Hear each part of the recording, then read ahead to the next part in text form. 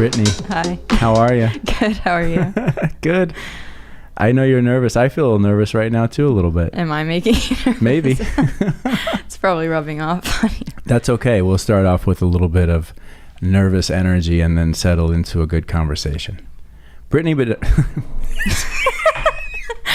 It's making me feel bad. no, it's funny. It's good. So Brittany Redondo, welcome. You are on deck. Thank you. How do you feel? Seriously, though. I feel good. Good. Yeah. Me too. Well, it's great to have you here.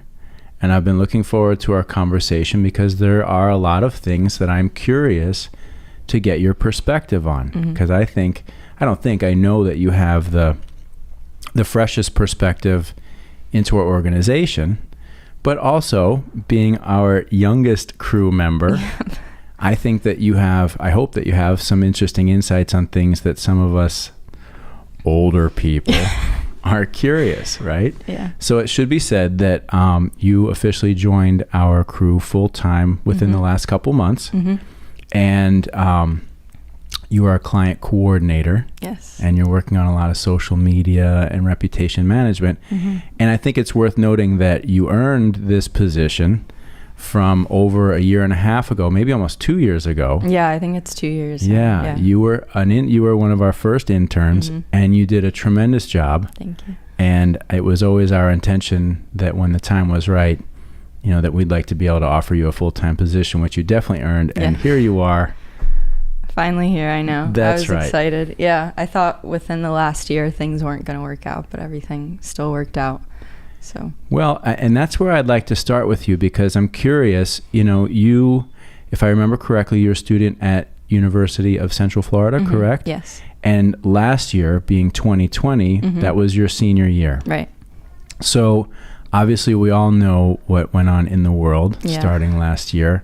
What was it like to be a senior in college, looking forward to graduation and moving on to the next phase of your life? Yeah. And then having, such a shift. So I remember kind of when everyone found out that we weren't going back to school. I remember it was the end of our spring break. I was with my friends. We were in the Bahamas. And I remember the day before we were supposed to leave, they were saying that they were shutting everything down. And I remember all of us were worried we weren't going to be able to go back home. And at first we were like, oh, like, that's okay. Like, we'll just have another week off school. Like, we'll see everyone in a couple weeks. And then a couple days passed. And I remember they were like, school's canceled. It's all virtual. You're not coming back. Graduation is going to be online. Like, everything happened super quick. So it was a lot of like emotions. Like, I remember like last year, like around this time and everything. So now I'm like, I've come to terms with everything, but I remember at that time it was very emotional. And I just remember being worried, feeling like my graduation wasn't going to be as important and where am I going to work? And there was a lot of things going on at that time, but I like to think that everything happens for a reason. So yeah. It's a good attitude. I agree, but I'm curious, did it feel like at that time that a very meaningful part of your life that you were working towards was taken away? Oh yeah, definitely. I remember telling my parents, like, I want to go back to school. Like, I don't want to end my semester short yet, things like that. And I remember like my dad sitting down with me and saying like, this has never happened before. Like, this is new for everyone, like things like that. So it was definitely a big shift, and it did feel like it got cut short. And I remember them saying, oh, we'll postpone the graduation and things like that. But of course, within time, they're not going to postpone the graduation. So it still does feel as if it wasn't as important as most people's graduations would be, but now it's okay. I mean, I have my degree. I'm still really proud of it. So right. So what was it like? You're on spring break. You're in the Bahamas, obviously having a great time, right? Yeah. And then everything shifts, and then you have to come back. And are you immediately switched to attending school online? Were they able to make the shift that quickly in terms of the educational process? Yeah. So I remember that first week back from break, they hadn't figured out Zoom yet because I was pretty new to everyone at the time. Right. But already the following week, so there was a week of where it's just we're communicating through email and we weren't able to have like actual classes. And then that following week they figured out Zoom and we were already back into everything, trying to learn everything online. And also at UCF, the business program, most of it, because it's such a big, like UCF is a huge school. It's 60,000 plus students. Is it really that many? It's, I want to say it's the third biggest school in the country, I want to say. Holy smokes, It's I up did there. not realize Yeah, that. it's So really bigger than big. University of Florida or Florida State. It's really big. Wow. Yeah. And the College of Business is also very big. So they made a lot of their classes online already. But once you get to your end of junior, senior year, a lot of the classes get smaller and they're more in person. So it was a little hard at first for, I think, the teachers who aren't used to doing anything online. I think it was hard for them to adjust at first. But yeah. So was the quality of the educational experience for those last few months, did it feel diminished to some degree just because you're not like there being fully engaged? Yeah, definitely. I remember too being excited to finally go in person to the classes. I prefer smaller classrooms. Sure. So yeah, definitely towards the end, it kind of felt like it got cut short and we weren't really learning. We were just trying to get through it type of thing. So yeah. And how did they advance through? So you basically have like 2 months left or something like that until it's time for graduation. So how does this progress into graduation, and how did graduation happen? So for me, it happened in my living room. So we were able to, hook up the virtual ceremony on the TV. Right. I put on my cap and gown, walked across the living room. But they basically just announced, they do it by college. So I was the College of Business. Sure. They separate it based on finance, marketing, all of the sections. So they just went ahead through and then they put your name up on the screen, and that was that. Mom and dad, everybody there to experience it together in the living room. It was funny, I guess, when I think about it now. It was funny to laugh at. Did you get applause and stuff? Little claps.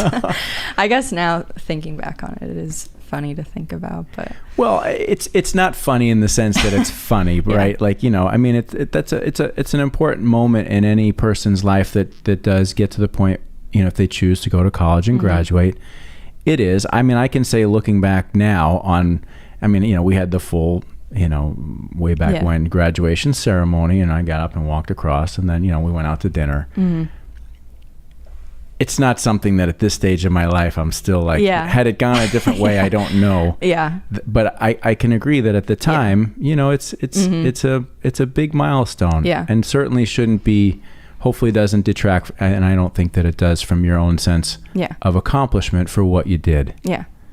So you graduated with a degree in the School of Business with a marketing concentration, right? So what was it in your life as as a young woman growing up that led you in the marketing direction? So I want to say ever since I was younger, probably definitely has to do with my dad. I always knew I wanted to go into business. But actually when I got to UCF, I remember my senior year of high school taking, I feel like this happens to a lot of people, taking a psychology class and going into college and saying, I want to major in psychology. So that was what, Been there. So I want to say that was what I first went into planning to do. And then obviously your first year is just general classes. You're not actually into the major yet. Right. But my first semester I realized, no, I actually want to go into business. I didn't know which part.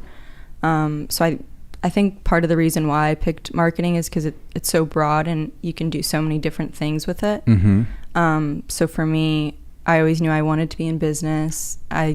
Even though I would say I'm shy, I do like the interpersonal relationships you build with customers and things like that. So now we have a number of things in common. One of them is that, both of our dads were successful car dealers, right? And, my dad had a long career, obviously. I didn't know that. Yeah, it's true. And I've known your dad for a long period of time, and I have a tremendous amount of respect for what he's accomplished in his career, because I view your dad as one of the real made it in the business car guys. Started at the bottom and worked his way all the way up to become an owner. it's a tremendous accomplishment. I think it's, I think that the car business is a really beautiful entrepreneurial environment that anybody can go into, and with the right amount of work and talent and dedication, can make it to the top. And your dad did that. So you grew up in that. And I say we share this because I did too. I know for myself, as a kid, I didn't really want to get into the car business, right? Like I didn't have an interest in it. I'm curious, being another child of the car business, what was that like, and how did that shape your career trajectory, if you will? Yeah, I think it's funny because I didn't plan necessarily I knew I wanted to be involved in what he was doing if that opportunity came about, but I never planned to be necessarily working with cars or be in the car business. So I think it's interesting now how I'm at an advertising agency that advertises mostly for car dealers. So yeah, it goes full circle. Yeah, it really does. Yeah, it really does. It did for me too. Now, when you were growing up, did you spend time in the dealership? Were you around to see what was going on to some degree? Yeah. So, as you know, we were in Georgia for a long time. So that was mostly where I remember starting to be in dealerships. I definitely remember being in his office, and I always remember seeing our pictures. That was one of the things I remember seeing, remembering being in the dealership in his office and things like that. But yeah, I never really imagined or pictured myself actually being in the car business, but I knew it was, for him, he was super successful. So I wasn't necessarily thinking, oh no, I don't want to be in the car business. I was thinking, oh, he's very successful and it worked for him. So I never was turned away from it. But yeah. So what you essentially learned is the work ethic and the business acumen and seeing what somebody can accomplish in that environment. Right. Yeah. Now, as you were growing up and around this, and you found your way into the marketing side of the business, and yes, funny, full circle. And the same thing happened to me too, right? It was like, I want nothing to do with the car business, but I knew that I wanted to be in advertising, and it just so happened that was the opportunity for me, and that brought me back to the business. And so for you go into the School of Business, you ultimately lean in the marketing direction. Was there anything for you as a child growing up? Was there a creative spark, or was there something that you would say was there that also helped lead you in this direction? So it's funny because before I even started working here, even the beginning of college, I would never classify myself as creative. I always thought, oh no, I'm not. But whenever I talk to my friends or my family, they're like, no, you definitely are. So I never really saw myself that way. I knew my mom always said when I was younger that I wanted to be my own boss one day. And I don't know if my dad mentioned this to you, but I'm starting my own bikini brand. Oh, really? Yeah. Yeah, he did, as a matter of fact. Yeah. Yes. So I think for me, I knew with marketing, I did want to make something of my own, and I did want to do something creative in that aspect. Right. So yeah, actually, I'm hoping to have everything, the website finished, everything done by next month, actually. Great. Yeah. Oh, congratulations. That's awesome. So your creativity was really more, how do I create something that is me, right? That represents me, but that's also perhaps a product that I can market and make a business out of. Right. Yeah. Okay. Yeah. Yes. You are our young business hustler here. I love it. That's fantastic. Yeah, I'm excited. Well, how's that going along for you? What are you learning in that process? Yeah, so when I said earlier that I think everything happens for a reason, I think if COVID didn't happen within the last year, I don't think I would have started planning my own bikini brand when I did. Because obviously I wasn't able to start working after I graduated, so I had a lot of time at home to think about what I really wanted to do. And that was when I started researching and trying to figure everything out. And in the beginning, obviously you don't know where to start I didn't know where to start. I didn't know where to find manufacturing, how to make a website, anything like that. So kind of figuring everything out from scratch was hard in the beginning, as I'm sure it is for anyone doing something new. Right.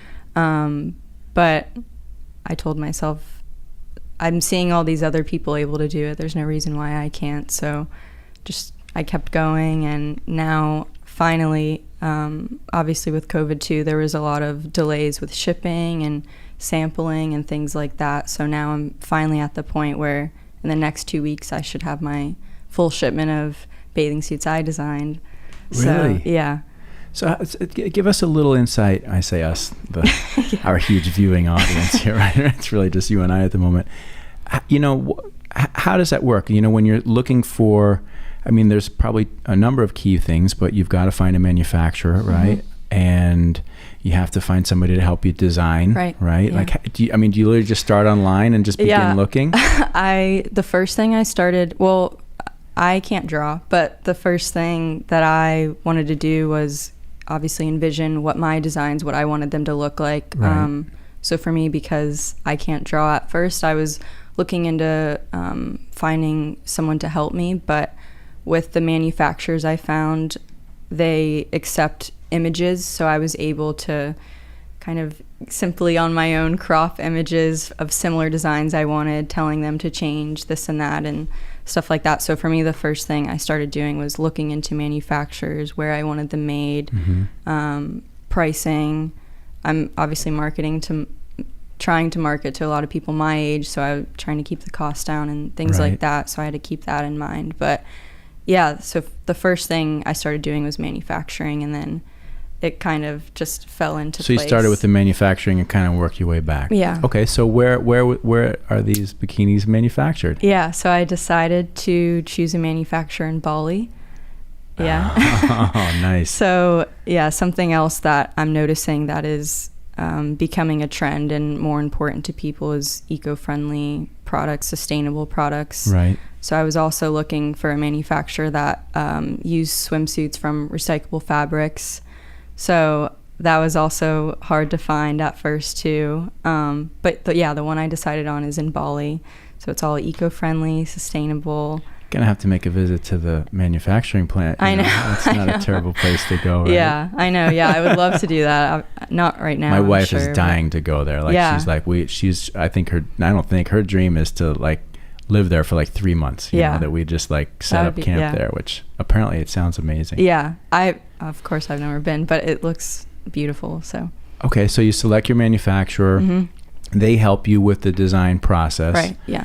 And then you get samples and you start looking them over, right? Yeah. So yeah, I went through about 5 different manufacturers with sampling. So I would say sampling is that takes the longest. That's the hardest part, because you have to narrow down what you want, and it takes a while to get them. If you don't like it, you have to look for a new manufacturer, things like that. So once I narrowed that down, then I get into creating the name, the logo, and things like that. So what's the name? The name is going to be Samba Swim. Samba Swim. Yeah. That's a good name. Yeah. It rolls off the tongue nicely. Yeah, I wanted to choose a name that had to do with something with Brazil, being that my mom's of like a Brazilian background, so I wanted to tie that in. Originally, I was trying to have them manufactured there, but it just didn't work out. It worked out with Bali, so but yeah. Samba Swim, that's great. Well, congratulations. Thank you. There's a lot of young people, right, that dream of having a business and getting it up and running. And I also, and I'll be curious to ask you more about this in a second, I almost feel as though there might be an additional pressure amongst your age group to do such a thing. Yeah. Right? My age group growing up, that wasn't like, you come out of college and you got to create your own business. Yeah. But certainly within the last 10 to 15 years, with social media and the ability for people to promote themselves and come up with their own thing, that's flourishing. And you're actually doing it. There's a lot of people that talk about it, like, how many hashtag hustle, hustle harder and all this shit. You see, I don't mean to say shit, because the people who are legitimately doing it, it's fucking cool. Yeah. But there's a lot of pretenders out there that are all talk. So you're doing it. So congratulations. I wish you nothing but success on that. Yeah. That leads me to the question that I was touching on. Is there more pressure in your age group to create either a persona or a brand that somebody my age doesn't have the same. Right. And I have that same pressure too, but it's different. Right. I would definitely say, I would say so to what you were saying before about how big social media is now. Mm-hmm. I think because it is so easy to market on social media and anyone can do it and start up their own thing, I think because it has made it a little easier in that sense where it's all online, I do think that there is a pressure to make something of your own, because I feel like it is perceived that, oh, it's not so hard and why wouldn't you do that? And if, you know, so I definitely think too that I am a little bit hard on myself with it, because I feel like, okay, if I'm going to do it, I want it to be successful and I want to do it right. And all my friends are seeing this, and, you know, so yeah, there definitely is more of a pressure, I would say, to start your own thing, because I feel like there is this persona that, oh, it's easy to have your own online business now and things like that. So yeah. Well, it's certainly easier, right? Yeah. It's certainly easier, but out of all of your friends and peers, how many people are actually doing it? No. You? Yeah, me. Right? Yeah. There you go. Yeah. So are there other women or men that you look to that would be inspirations for what it is that you're trying to accomplish for yourself? Yeah, so I remember when I was about 15, I bought my first, the brand is called Frankie's Bikinis, and she's, I want to say 28 now or 27, but she started her own bikini business when she was 18. She made them, and she was one of the first, I want to say, bikini brands to get big online. So yeah, she was only 18. She made all her own designs, made all of the swimsuits, and she blew up, and now she's only 26 and she's been featured in Forbes. She's been featured in all these huge companies. So I would say that's definitely, her name's Frankie. Yeah. I would definitely say that's someone I look up to. Yeah. Okay. What, when you look at her, what are the things that you look at that you're able to say, what have you learned, right? Like, what are some of the things that you wouldn't have done had you not had that exposure to her? Yeah. So she writes a lot of, or she's featured in a lot of different articles and interviews and things like that. So I'll always read them. But yeah, something she always says is it's super important, obviously, to reach out to your customer base and find out what they like and ask them what they like. Of course, staying true to your designs and what you want to do, but that the customers are really the most important thing. And if you listen to them, they'll become loyal, and that's how you grow. So that's definitely something. Great advice for any business, right? Yeah. I mean, certainly. I think we could all do a little bit more of that from time to time. You know, well, sometimes we all think that, it's not that we think that we know everything, but we know what we know, and we're creating our thing. Yeah. And that sometimes it's easy just to assume that somebody else is 100% on board with that. Yeah. And again, you know, it just comes down to any business is to a large degree a communication business. And is that a dialogue, right? Yeah. And social media gives you the ability to have that dialogue with anybody that would choose to do business with you, right? Yeah. Yeah. So in the past, I want to say 5 months, I've been posting on my Instagram stories polls saying, do you like this color better? Do you like this style better? Things like that. And that definitely, in a sense, regarding social media, that definitely makes it easier to get opinions and to get polls and things like that, hearing what they want and what they like and things like that. Right. So.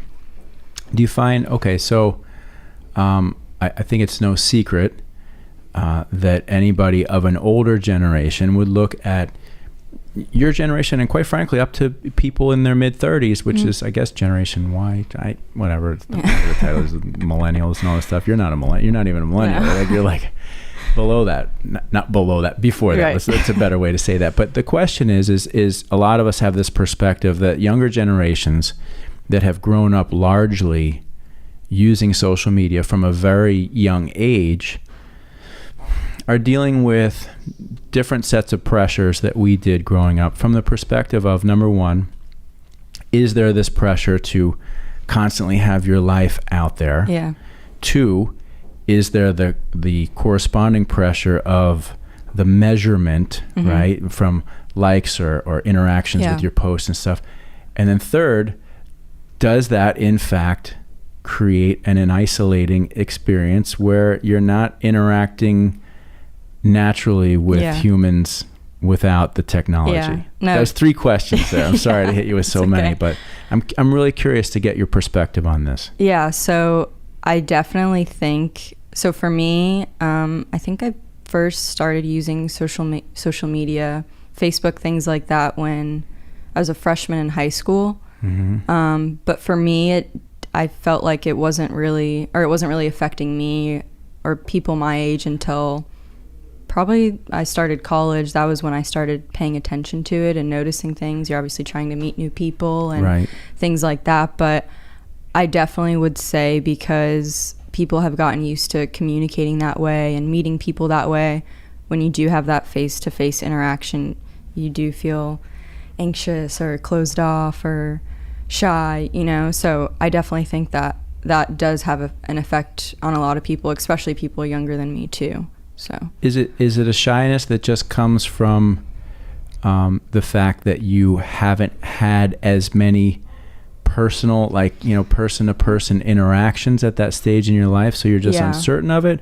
Or is there, because there is this environment in social media where your posts and what you share to some degree are judged and graded, right? And there's almost maybe a competitive thing. Right. Do you feel that, does that mentality shift to how you interact with people? Like, what is this person thinking? Right. No, definitely. I would say too, even when I was in college, whether I was applying to jobs around school or joining a sorority, things like that, I definitely felt like what appeared online had to match maybe what they were thinking of me in person, if that makes sense. So I felt, because I do think that, of course, people don't mean to, but when they do see your social media, they are creating an image of you in their head, or a persona of what you're going to be like or who you are. So I definitely think when you are having those face-to-face interactions, you do have in the back of your head,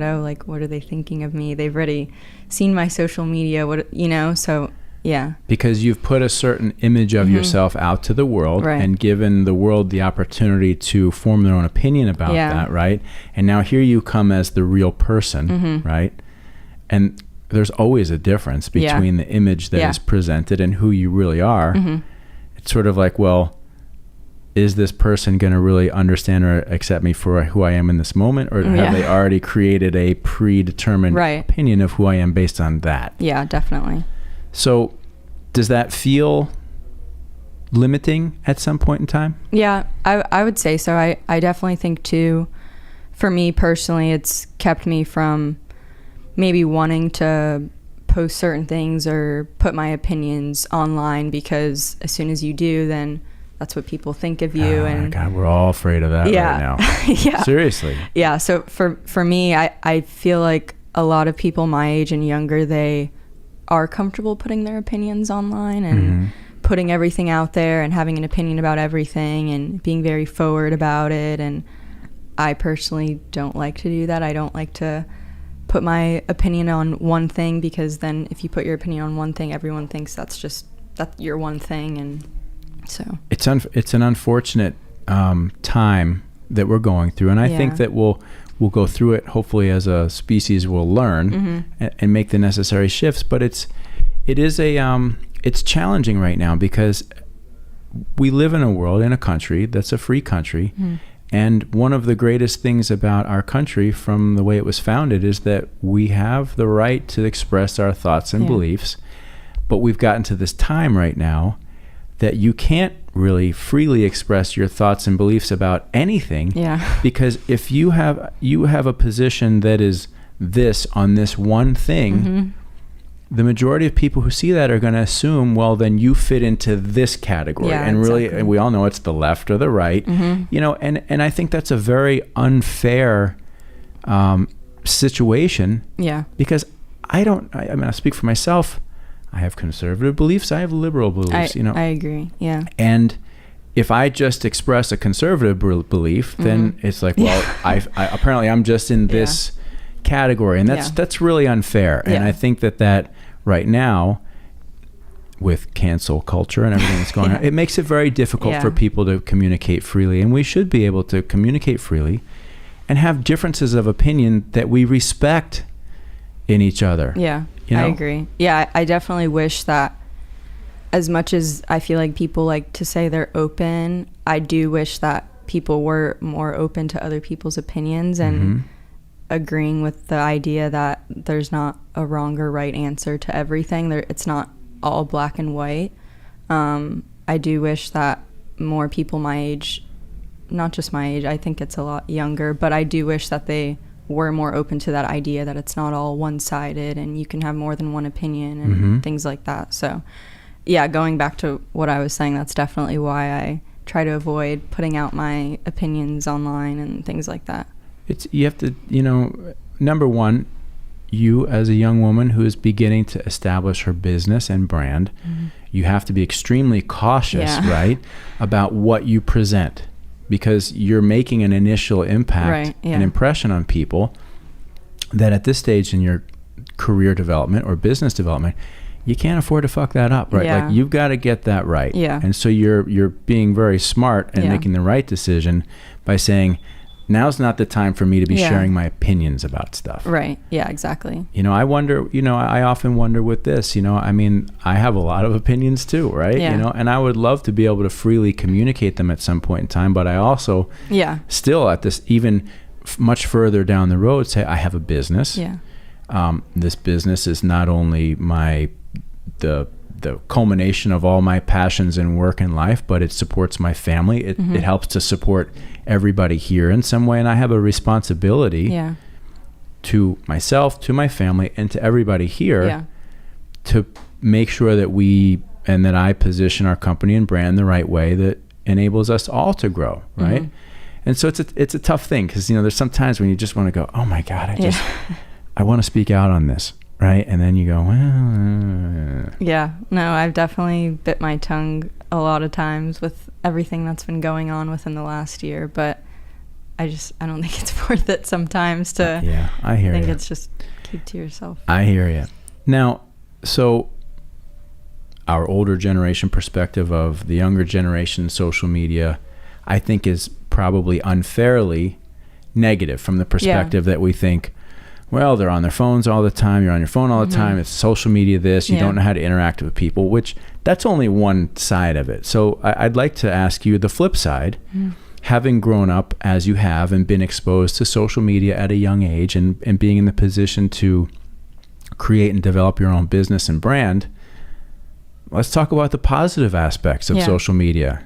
When you look at it, I'm curious, like what's the most positive aspect for you? I definitely think if social media wasn't as big or as used as it is now, I don't know if I would have felt as comfortable to start my own business. I feel like because I have access to seeing what everyone's doing, what everyone likes, seeing new ideas all of the time on social media, I definitely think that's kind of what has helped me with my creative side, even seeing new ideas all the time. And I do think, even though there are, like you said, there are negative aspects to social media, I do think it really does keep everyone in a big community, and it does help people converse and share new ideas. And I do think it does become its own community in itself. So it makes the world very small in a way, does it not? Definitely. Yeah. I mean, when you think about it, at your age, to be not only creating your own business and brand, but to be able to, without, I don't want to say it wasn't difficult, right? Of course it's difficult, but to, within a period of time with effort, determine that you're going to manufacture your product in Bali at this, to have access to the information to research and find that, and then actually make that happen. Like 20 years ago, right? Exactly. How the hell are you going to find a freaking manufacturer in Bali, right? I wouldn't have been able to do that. Right? Yeah. Or even if your styles or designs would work in any marketplace, right? Because there you're existing in a bubble, in a vacuum, right? So I think it's very easy for us all to say, the technology and the social media and it's easy to say that there's a lot of negativity to it, but there's certainly a world of wonderful opportunity as a result Yeah, like you said, I wouldn't have been able to find a manufacturer in Bali. Like I said, I can't draw, but you can share images, and it's just a lot easier now. There's a lot more resources that I know if, like you said, 20 years ago, I don't know if I would have, maybe I would have figured it out, but not as quickly as I have now because of online and things like that. How are your other friends and peers navigating through this time, right? Is it tough for them? So I was actually the only one of my close friends, group of friends that graduated last year. A lot of them, they're in medical, so they're in school a lot longer, or they're a year younger. So for me, I was one of my only friends to graduate last year. So right now, a lot of them are still in school. For one of them, I remember, though, she had leased an apartment. She was supposed to be there last fall. It was going to be her senior year. She was super excited.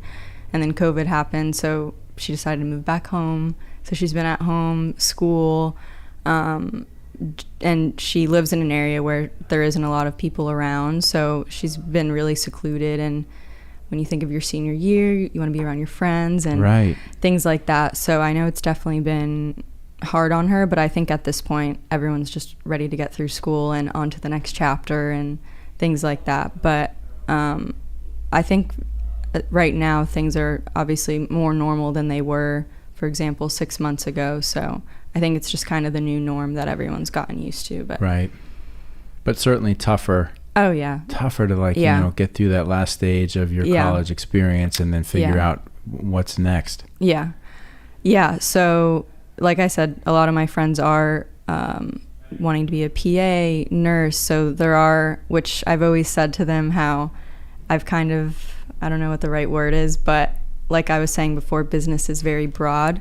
So you don't always know what you're going to do or what that next step is. Whereas I would always say to them, oh, like you want to be a nurse, you go to nursing school and then you're a nurse, and then it's like steps. A, B, C, D, E, F, G. Yeah. I always told them how I liked that there's like an exact plan because I like planning. Right. So for them, and the other one wants to be a PA, for them it's, okay, you have to get into this school and then you go to school and then you're a PA, and it's just very plan based, and I like that. So.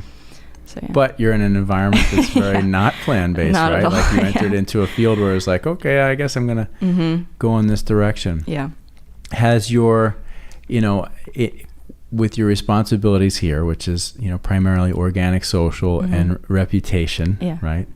Has the working on the reputation management side of car dealership business, has it given you either a different perspective, or do you find you have a little laugh here and there when because certainly you've come home for years and heard a lot of this around the dinner table, so now you're seeing it from a different perspective? No, definitely. I would definitely always hear stories from my dad that things would go on, or dealing with different people. But now that I'm actually reading through all of the reviews and responses and things like that, I am seeing the other side of it.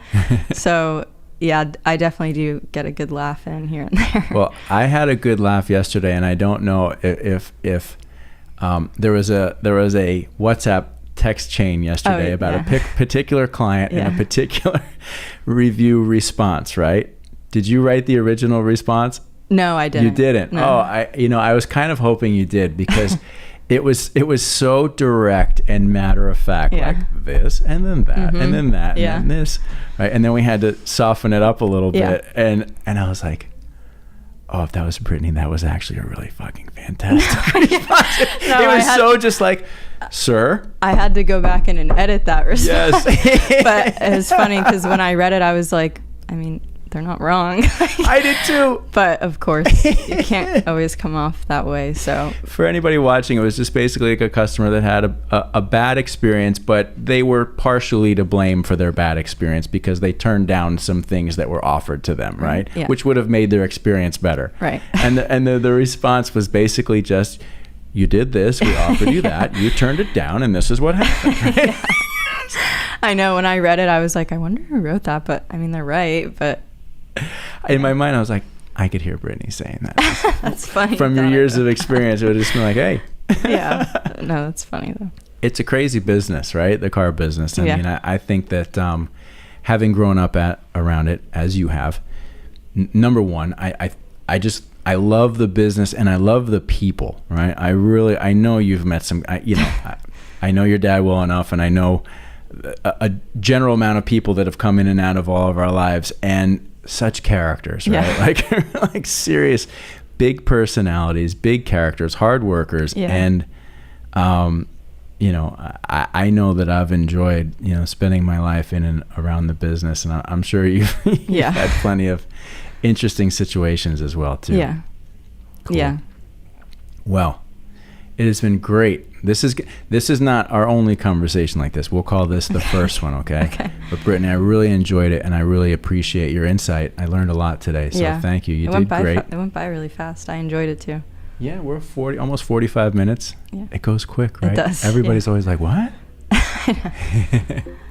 But thank you very much. You're doing a great job. Thank you. I'm really glad that you're here with us, Me and too. I really enjoyed this time together with you. So thank you. Until next time, all right? Good. Nice. That's it. Take it off. Well done.